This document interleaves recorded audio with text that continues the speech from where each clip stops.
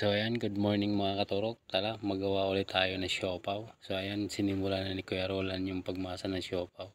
Habang si Makmak at saka si Idrik nagpapakyut sa video ko. So ayan mga katurok, ay minikos-mekos na ni Kuya Roland yung doon ng siopaw. Gawin namin yan ngayon ng siopaw. Thank you pala sa lahat ng mga nanonood ng video ko. Maraming salamat sa inyo. So ayan na nga, minikos-mekos na nga ni Kuya Roland yung doon ng siopaw. Ganyan lang mga katurok pag masa ng siopaw.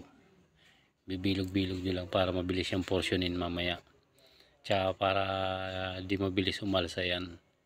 Pag ganyan kasi, pag di nyo binilog-bilog, mabilis umalsa.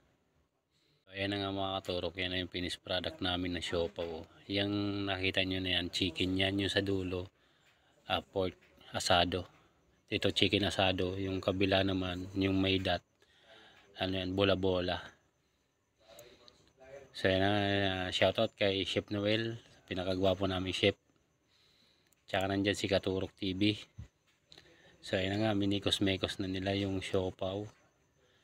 Binabalot nila yung siopaw na bola-bola. So yan, habang si Idrik nagbabalot ng sauce ng siopaw, si Kuya Eddie kumakain ng malagkit. Pampaswerte daw ng mga inchik. Ayan, nagpapakit pa yung dalawa. Yung sauce namin mga katuro, malalaki yung pagkakabalot ng sauce na yan.